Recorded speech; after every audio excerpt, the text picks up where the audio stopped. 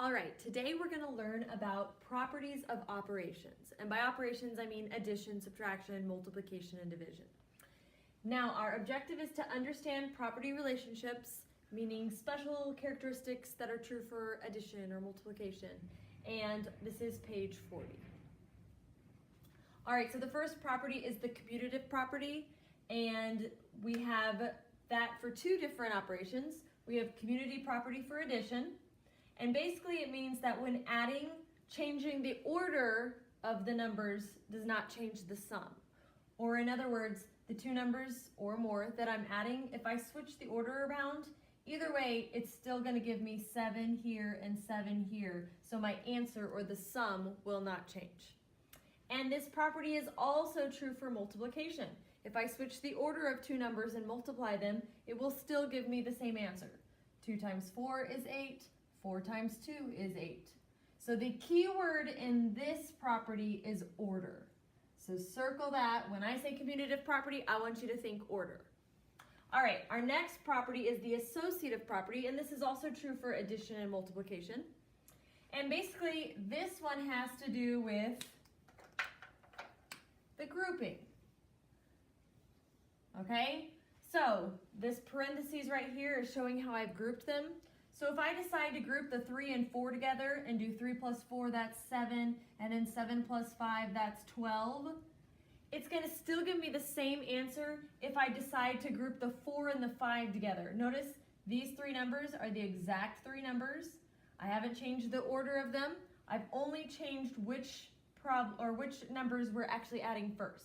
So now I'm going to add the 4 plus 5 first. So 4 plus 5 is 9, and 3 plus 9 still gives me 12. So no matter how I group them when it's all addition, I'll still get the same answer.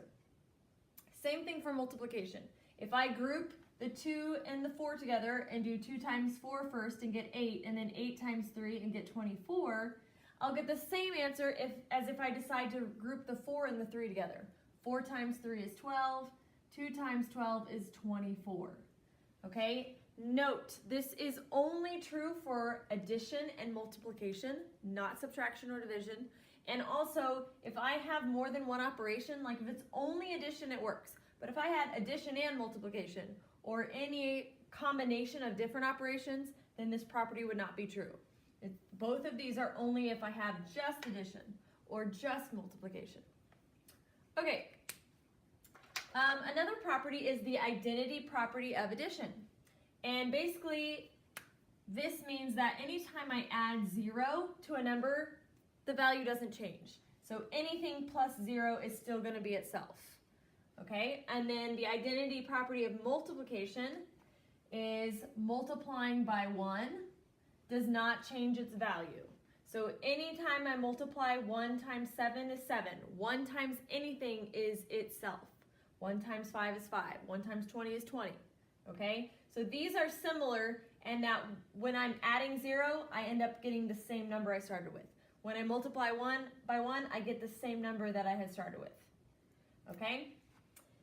All right, our next one is the inverse property, and that just means that any number and its opposite, the additive inverse, is going to be 0.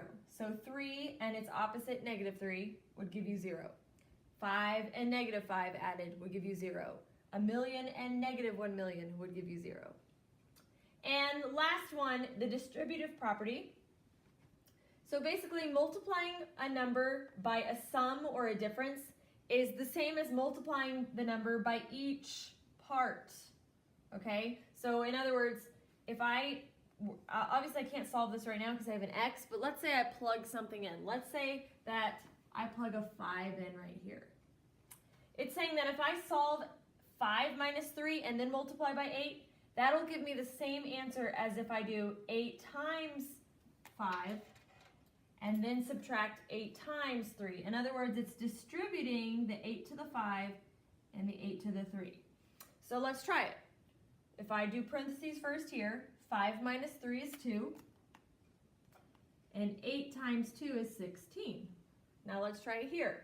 If I distribute the 8 to both parts, 8 times 5 is 40, 8 times 3 is 24, and if I subtract those, I get 16. All right, and I actually like for you to use this little box method. So what you're going to do is the number outside the parentheses, you're going to put here. The phrase that's inside, the expression inside the parentheses, you're going to put above it. And then you're going to multiply it as if you were finding area, base times height, or length times width.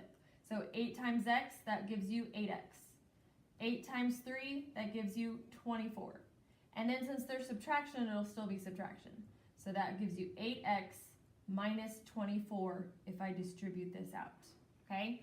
And then, of course, if I give you a value for x, you could plug it in and solve it. All right, and out of these properties, the main ones that we're going to be talking about are the commutative property, the associative property, so that's of addition and multiplication, and the distributive property. All right, keep practicing. See you later.